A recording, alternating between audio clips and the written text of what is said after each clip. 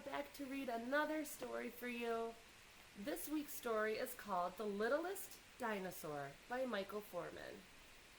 I know we have lots of friends in our school that like dinosaurs, don't we? Okay, ready? Long, long ago, when the world was young and everything was new, a mother dinosaur sat proudly on her eggs.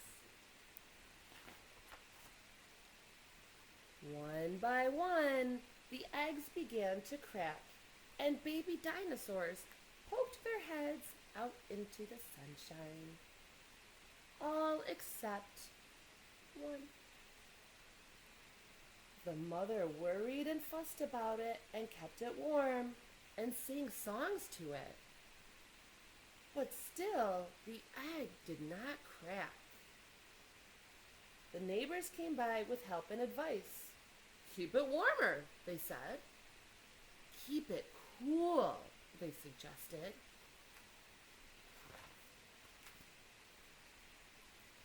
The mother was very loving and lay beside the egg all the time.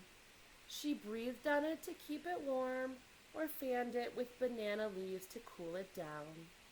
But still, the egg didn't crack. The father dinosaur wanted to break the egg open, but the mother said no.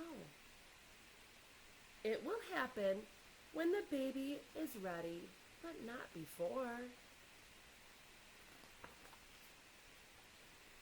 One day, the father became so tired of looking after all the other young dinosaurs while the mother fussed over the egg that he put his face very close to the egg and shouted, "Come on, egg! Do something!" The egg shook. Ooh. The egg wobbled. Ooh. And then it began to crack. A little crack at first, then a big crack, and the shell broke in two. The baby dinosaur blinked into the sunlight. Here he is. Hi. Hey, guys. The father dinosaur gasped. The mother dinosaur gasped. All the young dinosaurs and all the neighbors gasped. They had never seen such a tiny baby. "Well, that's the littlest dinosaur I've ever seen," said the father. "He is no bigger than a dinosaur's toe." What do you guys think? Have you seen lots of dinosaurs' toes? Is he smaller or bigger? The neighbors began to giggle. "Oh, he may be tiny, but he's very special to me," cried the mother. And she scooped up the baby and kissed his tiny face. Give him a smooch, friends. Days and weeks passed, and no matter how much food the mother dinosaur gave the baby, he did not grow any bigger.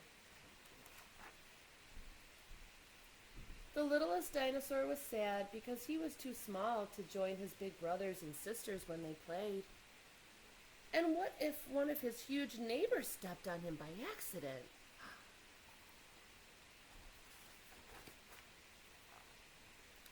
The only place the littlest dinosaur felt safe was high on a hill. There he could sit and look down on the forest. That made him feel bigger. One day, far away on another hill, he saw another dinosaur. It was a long neck. Even at that distance, he looked sad. The littlest dinosaur wondered how a dinosaur that big could possibly be sad. When the rainy season began, the big dinosaur squelched and rolled in the mud, but not the littlest dinosaur. He hated the mud. He was always getting stuck in the other dinosaurs' big, muddy footprints. There he is, friends. See him way back there? He's stuck in a footprint. Oh no! And then he would have to yell, "Help! Get me out of here!"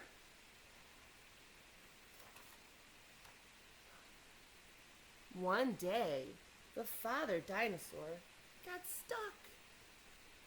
He was squelching and rolling in the deep mud at the edge of the river, but when he tried to get out, he could not. The more he struggled, the more he got stuck. "Get me out of here!" he yelled. The mother tried to help, but she got stuck. The neighbors tried to help, and they got stuck. The littlest dinosaur's brothers and sisters waded in, and they got stuck too. "Get us out of here!" they all yelled. The littlest dinosaur wished and wished that he were big enough to rescue them. "You have to go for help," yelled the mother dinosaur.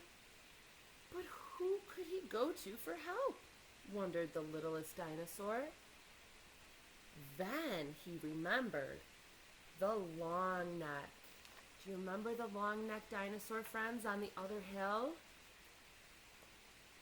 The littlest dinosaur was scared as he stepped from the riverbank onto a water lily leaf. It tipped and it dipped, but it didn't sink. One leaf at a time, he wibbled and wobbled his way across the river and then ran through the forest and climbed the hill, slipping and sliding and sliding and slipping until he got to the top. There he was, the long neck. He looked down at the littlest dinosaur. "Help me, please!" cried the littlest dinosaur. "My family is stuck in the river and the water is rising fast." The long neck picked him up and with great long strides was soon down the hill, through the forest, and at the riverbank. He stretched his neck across the river and began pulling out the sinking dinosaurs until one by one they were all safe on the shore. "Thank you," the father dinosaur shouted as he waved to the long neck. "And as for you," he said, picking up the littlest dinosaur, "you may be the size of a bug, but you're as brave as a dinosaur 100 times your size." And he kissed him on his tiny nose. Give me a little kiss. Mwah! When the rain stopped and the river was not so wide, the littlest dinosaur went to visit the long neck again. He no longer looked sad. "I thought I was too big and clumsy to do anything useful," he said. "But now I know that's not true. And I thought I was too small to do anything at all," laughed the littlest dinosaur. They sat together on the hill, the biggest and the littlest, and now the greatest friends of all.